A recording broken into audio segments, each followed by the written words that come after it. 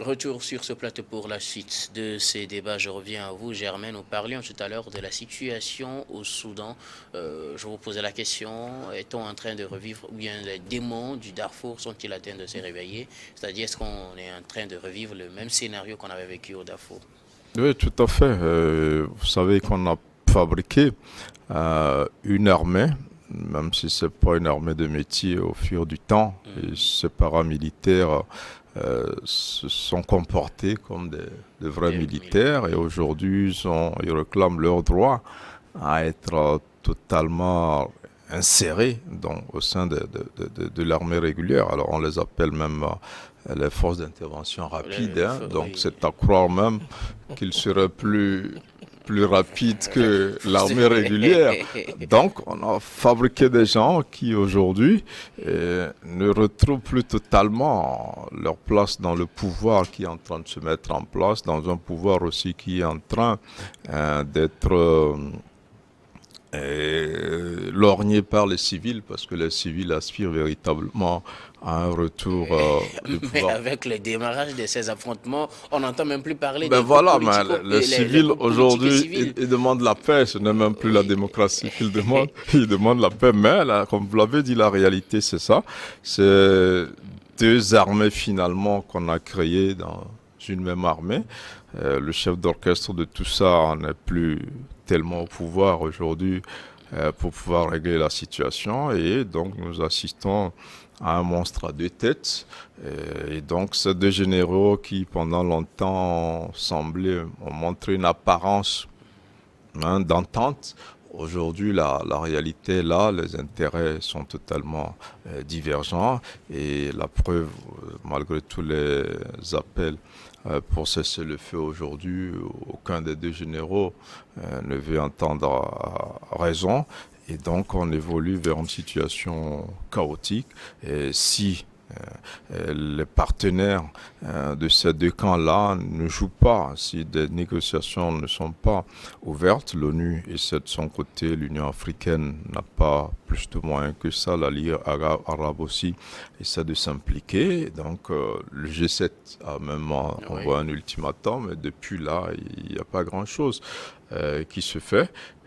On espère que ces combats-là vont peut-être stagner et puis il n'y aura pas d'évolution de position. De toute façon, on n'a pas une situation assez claire sur quel camp est en train de l'emporter, sur quel autre camp, parce qu'on n'a pas suffisamment d'informations. Mais le regret aujourd'hui, c'est une armée soudanaise qui s'accroche toujours au pouvoir, malgré les aspirations du peuple, malgré le souhait des Soudanais qui sont sortis pendant longtemps après cette crise du pain-là, et pour Oui. réclamer le départ de l'armée, on revient en arrière, mais dans un pays qui risque d'être totalement détruit et qui sera, peut-être on ne le souhaite pas, toujours aux mains des militaires. Alors, Prosper, il avait parlé tout à l'heure des appels qui ont été lancés au calme. On a vu l'ONU, l'Union africaine, le G7. Il y en a plein, la Ligue arabe et plein d'autres, les États-Unis, pour n'en citer que ceux-là, qui ont appelé au calme. Mais pour le moment, aucun des camps ne semble écouter ces appels-là.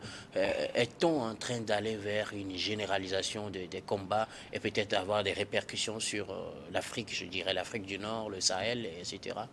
J'ai l'impression même que la guerre, enfin le combat qui se déroule à Khartoum s'est déjà ressenti dans les pays limitrophes. Et vous savez, Ouais, les pays comme l'Égypte l'Égypte, qui a convoqué le Conseil. l'Éthiopie, Djibouti et autres, le Kenya, tous ces pays-là ont déjà ressenti les remous de cette guerre-là. Vous savez, nous sommes dans un soft power qui, j'ai l'impression, qui vient de partout. Vous savez, je le dis et je le soutiens, tous ces cris d'alarme, enfin ces appels au cessez-le-feu, ne sont que des plagiats. Ce sont des manières de dire que la communauté internationale est là pour tout mettre en œuvre. Pourquoi en Mais quelques... si c'est des cris de farce, est-ce que vous pensez que quelqu'un a réellement à gagner si la Non. situation restait telle qu'elle est aujourd'hui? Oui, Est-ce qu'un camp a quelque chose à gagner? Les oui, États-Unis n'ont rien à gagner celui qui a apparemment. gagné, celui qui a à gagner, c'est ceux-là qui veulent un monde unipolaire, je te l'ai dit. Ce sont les États-Unis d'Amérique et les Occidentaux. Ils veulent un monde unipolaire, c'est-à-dire, vous savez, la démocratie. Mais le monde unipolaire, si je veux être dans votre logique, le monde unipolaire qu'il voudrait ne serait-ce pas un monde au moins quand même où il n'y a pas de la guerre, il y a un calme. Et il crée la guerre plutôt, c'est ce monde unipolaire là qui crée la guerre, qui a fait la guerre, comme on appelle, en Irak, qui a fait la guerre, qui a créé la guerre entre l'Irak et l'Iran, qui a été donc à l'origine de la guerre, la destruction de la Libye, qui a été à l'origine donc de ce qui se passe au Mali, au Burkina Faso. C'est ceux-là qui veulent un monde unipolaire. C'est-à-dire qu'ils veulent une dictature. Je vous dis, les meilleures dictatures même, c'est dans les pays occidentaux. C'est dans les pays occidentaux, en France, aux États-Unis, ils imposent. C'est-à-dire qu'ils ont une manière de gouverner qui fait croire aux gens, ils imposent, c'est ça. Ils veulent que, à la limite, c'est ça. Donc, ce qui se passe au Soudan, ne soyez pas étonnés. C'est-à-dire que ce sont comme on appelle, un aiguillonnement de loin. C'est-à-dire, quand vous voyez l'Égypte s'introduire, de prendre parti pour l'armée, quand vous voyez, vous voulez, comme on appelle, créer la paix, allumer le calumet de la paix quelque part, et vous armez les gens. Vous les armez, les Janjaouides qui ont commis d'énormes crimes au Darfour. C'est des choses qui remontent à plusieurs années en arrière. Mais dis donc, les crimes sont là. On a amené Gbagbo qu'on appelle à la CPI parce qu'on dit, on a inventé ceci pour dire qu'il a tué des gens, alors que c'est l'armée française qui est venue commettre des plus grandes bavures. Quand eux ils tuent. Oui, donc moi je dis tout simplement que ce qui se passe ici, les Janjaouides ont commis des crimes au Darfour. On ne les a pas jugés. On ne les a pas jugés, on leur a permis même de créer un corps, voilà, pour les protéger. Qui les protégeait à l'époque? Parce que les Janjaouides à l'époque avaient été armés aussi par le pouvoir en place. Pas le pouvoir en place, guidé par qui? C'est assez ça. Ça dit que rien ne se passe ainsi. Donc pour moi, aujourd'hui, vous savez, c'est un soft power international qui se crée. Les Américains sont en train de perdre même, vous voyez, la mer Rouge, le canal de Suez, tout ça là, c'est des comme on appelle, comment on appelle, c'est des supports économiques sur lesquels l'Amérique, entre-temps, qui croyait tout avoir pour lui, en embarquant tout le monde, en imposant sa vision sur le monde, c'est ça qui crée donc ces crises hégémoniques dont souffre l'Afrique aujourd'hui. Donc pour moi, on n'est qu'au début donc des difficultés du Soudan. Et moi, je vous dis, quand aucun cessez-le-feu ne peut être entendu de part et d'autre, c'est que des deux côtés, tout le monde est soutenu, tout le monde sait à la garantie qu'il pouvait gagner. Maintenant, ce sont les civils. Et pour les Occidentaux, je vous dis, les morts en Afrique, ça ne leur dit rien et ça va continuer. Donc, prions à ce que, qu'est-ce que je peux dire, que la voix de la raison soit vraiment entendue, je l'ai dit, pour que les deux belligérants s'accordent le violon de la paix. Sinon, moi je dis, les ficelles sont tirées un peu partout et on va nous crier demain, après-demain, qu'on réclame l'Union africaine. C'est un machin qui n'a même pas de posture.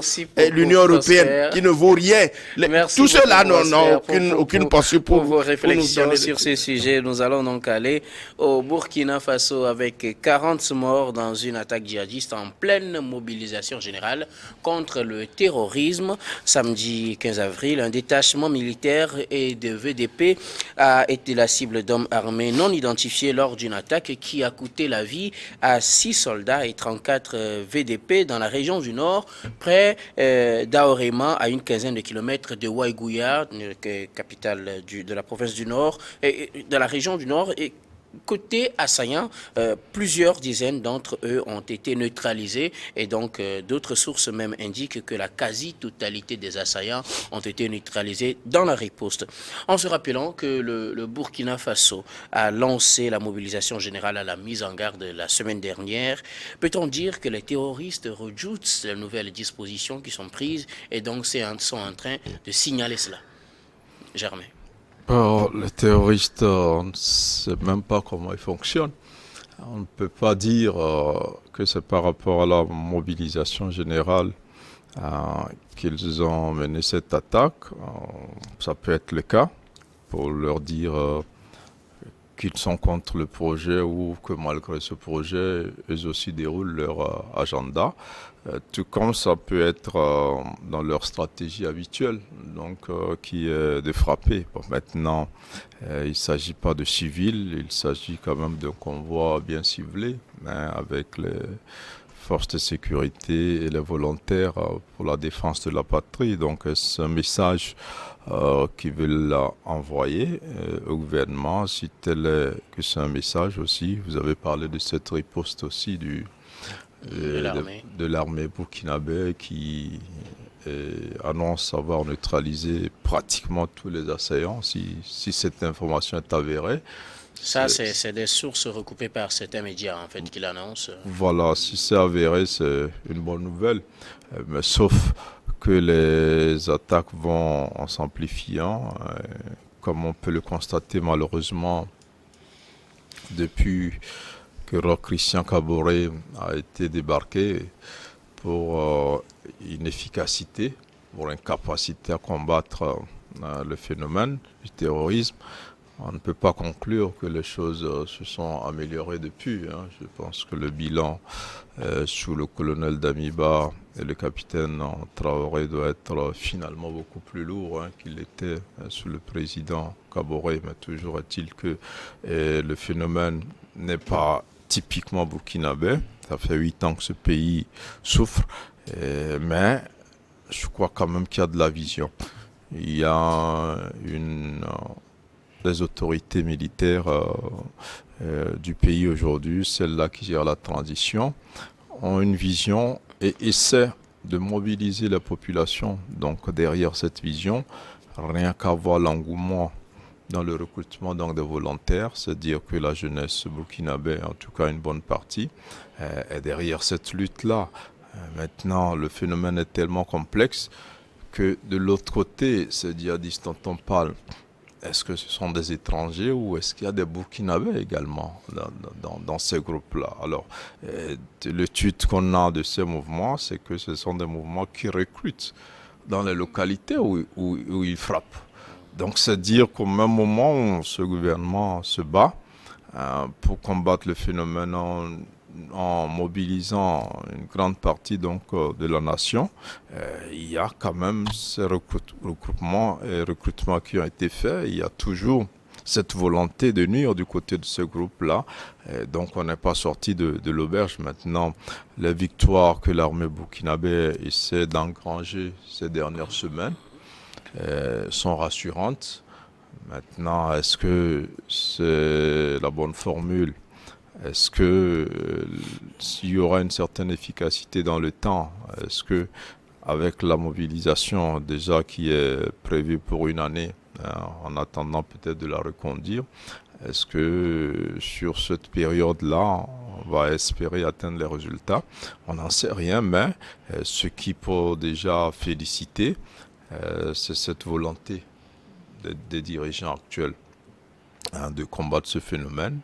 Malheureusement, on peut aussi leur reprocher de n'avoir que l'option militaire aujourd'hui, parce que je ne pense pas que le Burkina a suffisamment les moyens pour tenir dans un bref délai et réussir à éradiquer ce phénomène-là, rien qu'en choisissant l'option militaire. Mais si on peut aussi voir d'autres options. Et d'autres options comme... Il y a plusieurs options. Certains pays comme le nôtre ont fait le choix de combattre aussi la pauvreté dans les zones où les terroristes sont censés recruter. Donc il faut beaucoup plus la présence de l'État dans ces localités-là pour assurer. De plus en plus aussi certaines voix pensent pourquoi pas à des négociations avec ces terroristes-là, parce qu'on arrive quand même à négocier avec eux pour libérer des otages.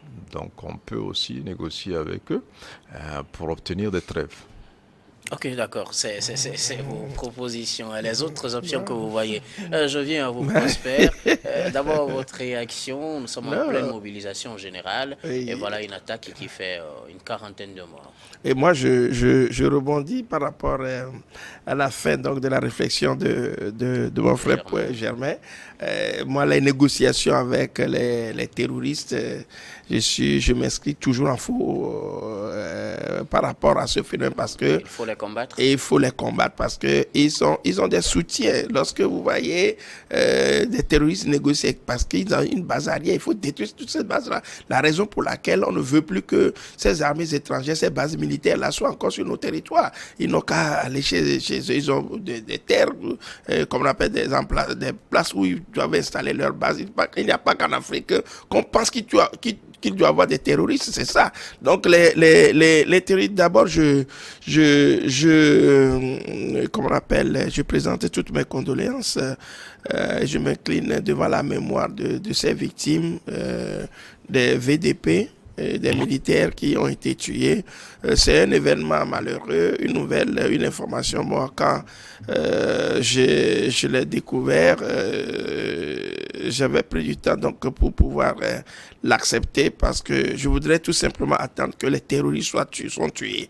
La décision des terroristes, moi, c'est mon leitmotiv. Quand j'apprends la mort donc de ceux qui défendent le territoire, donc qui sont morts, qui sont tués par ces lâches-là, je suis très, très, très remonté et je dis quelque part que j'apporte toujours mon soutien donc aux autorités burkinabè qui luttent en cela. Je suis d'accord avec Germain pour qu'on trouve encore d'autres moyens pour pouvoir combattre ces terroristes.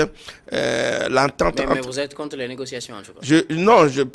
Oui, contre les négociations, je ne veux pas. Il faut trouver d'autres moyens pour les combattre. La dénonciation aussi fait partie et je crois quand même il faut créer un couloir de confiance entre la nation, c'est-à-dire le bas peuple, les coins cachés et les autorités. La dernière fois, j'ai écouté, donc j'ai vu un message de Traoré, du capitaine c'est Traoré. Ibrahim Traoré du Burkina, qui a fait donc une forme donc de bilan de son constat par rapport à la gestion du pays et il a parlé donc de la pauvreté, de l'extrême pauvreté, de la façon dont les gens vivent dans les coins reculés, dans les coins cachés donc du Burkina, la façon dont ils vivent, la façon dont ils souffrent. Il a parlé de ça et il a conclu, en fait, dans ses propos, on a compris que si on ne combat pas l'extrême pauvreté, on peut beau jouer aux gendarmes à l'élimination des terroristes, certaines parties du territoire sont privées d'informations. Ce qu'ils sont en train de dire, il y a une partie qui ne l'écoute pas, donc il faut aller vers eux pour pouvoir les sensibiliser. Et Jamel a dit, la majorité de ceux qui sont recrutés sont souvent au sein donc de cette population. Et quand on les recrute, ce sont eux qui sont encore les guides. Vous voyez ce qui s'est passé donc à 15 km de Waïgouya avec la tuerie, donc le carnage sur ces VDP et ces militaires. C'est des gens qui ont signalé leur position. Donc je crois que on doit faire même attention en recrutant les gens pour les VDP parce que quand ma réflexion est portée sur ça. Pourquoi est-ce que cela est arrivé s'il n'y a pas au sein donc des VDP aussi un certain nombre donc de Judas, des informateurs qui peuvent aussi se porter volontaires et venir, on les recrute et ils prennent un certain nombre d'informations pour le terrorisme parce que, vous savez, c'est des gens qui sont payés pour ça. Donc, vous redoutiez qui est des taupes parmi les VDP, les supplétifs de l'armée. Il peut y avoir parce qu'on ne peut rien écarter. C'est là où moi j'interpelle un peu l'autorité burkinabè à vraiment enquêter autour de la moralité vraiment de ces gens-là, parce que la façon dont les choses sont passées, j'ai semblé croire que il y a eu une information juste à un certain moment donné qui ont permis à ces gens-là qui fuyaient parce que Mais ces ils sont traqués. Ces informations pouvaient venir d'ailleurs aussi. Oui, ça peut venir d'ailleurs également. Je ne refuse pas, je ne cadre pas. Toutes les hypothèses sont à prendre en compte. Il faut faire attention. Donc, il faut aussi des enquêtes de moralité autour de ces VDP. On ne peut pas venir dire je vais défendre le truc et puis ça s'arrête là. Il faut une leçon de civisme. Il faut un certain nombre donc de formations aussi civiques pour permettre à ces gens-là d'être là. Parce qu'il y a certains qui sont sauvages, qui pour protéger peut-être leur acquis, peuvent s'adonner à cela. Donc ça aussi, c'est une chose. Maintenant, ce que moi je voudrais rappeler également, au-delà donc de cette sauvagerie commise sur les VDP et les militaires, il y a quand même eu des succès qui ont été remportés. Par exemple, le 17 avril, on a tué, on a neutralisé, bon, comme le terme c'est neutralisé, 12, comment on appelle, terroristes, et le nombre de matériel récupéré, c'est ça qui m'inquiète, car les gens ont même comme on appelle, des téléphones qui leur permettent donc de cibler comme on appelle, les ennemis. Je vous dis quelque part que ça fait peur. Donc ce ne sont pas des gens qui viennent de nulle part. C'est une structure. C'est pourquoi moi je demande même à ce que l'Afrique fasse tout pour que nos territoires soient libérés. Je le dis, ces bases militaires qui viennent prôner la confusion pour que nous puissions savoir là où on va. Aujourd'hui, il y a encore des bases militaires au Niger.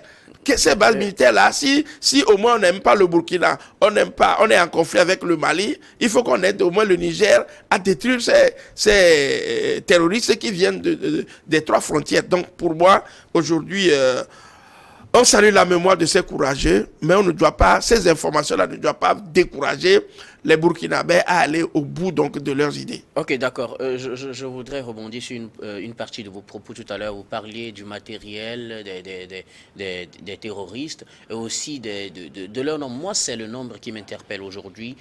À chaque fois qu'il y a attaque, quand il y a une riposte, on voit qu'il y a un plus grand nombre de terroristes qui sont neutralisés, pour utiliser le terme.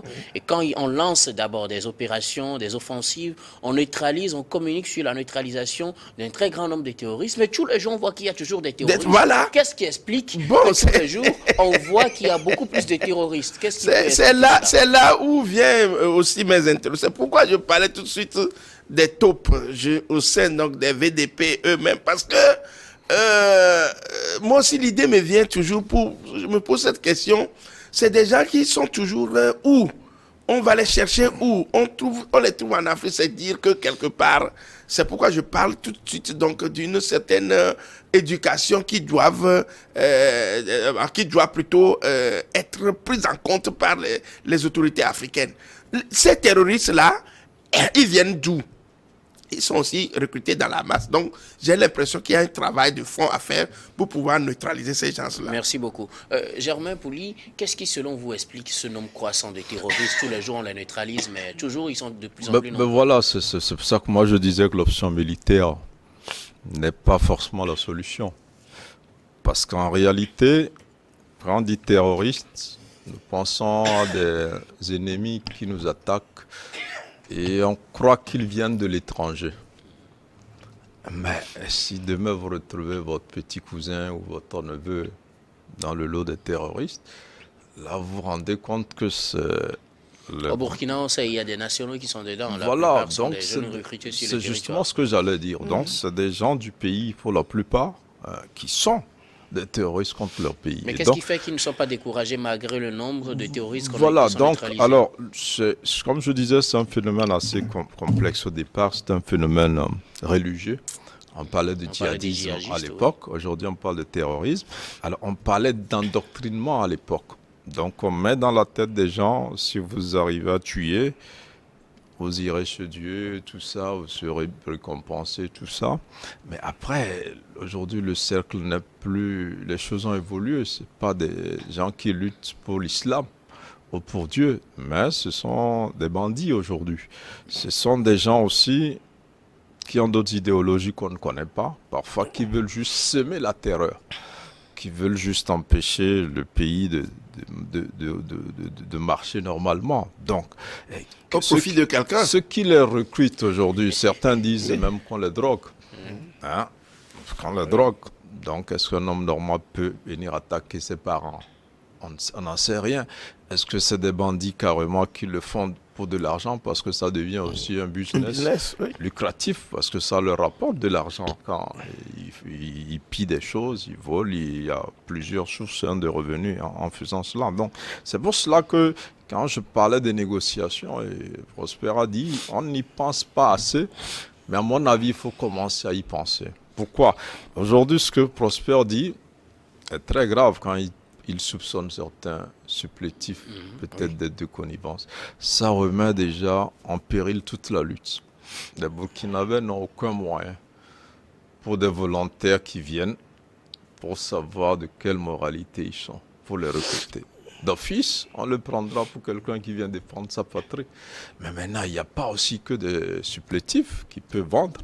Et dans certains pays, on a vu même parfois des militaires qui travaillent avec l'ennemi. Mais voilà, même ici, avant de parler des supplétifs, on pensait que ce sont les Blancs ou les formateurs français étrangers qui donnent des informations. Donc, c'est tellement complexe. C'est que le mal il est possible que le mal soit partout. Voilà, le mal est partout.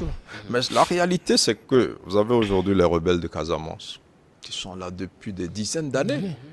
Mais est-ce que l'armée sénégalaise, avec le soutien, on a réussi à les démanteler? Non, il y a eu des moments où Ouad même négociait avec ces rebelles. On leur donnait de l'argent. Le contexte de la Casamance n'est pas un peu différent du contexte peu importe, aujourd'hui on les appelle terroristes, mais demain ils peuvent prendre un autre nom. Mais après, ils sont des rebelles pour le moment. Je dis peut-être, mais toujours est-il que pour moi, rebelles et terroristes, c'est la même chose.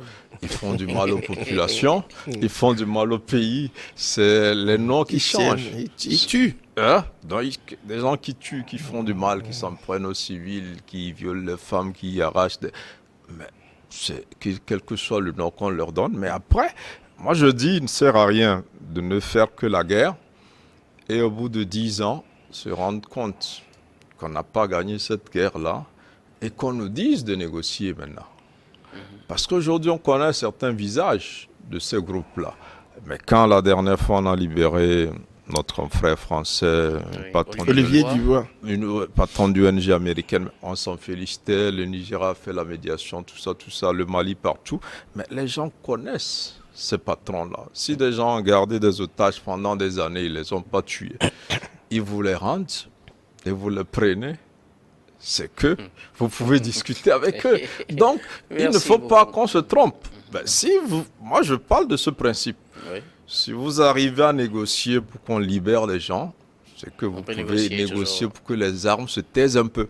Okay, et voir, parce qu'aujourd'hui, à l'origine, on cherche les origines, on trouve, on va dire les gens sont frustrés, les gens sont pauvres, les gens sont source d'injustice. Voilà. Bon.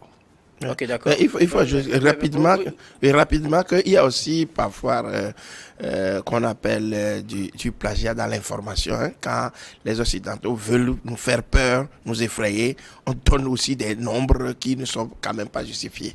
Merci beaucoup. Nous allons marquer la pause pour le journal, puis on revient pour la suite de ces débats.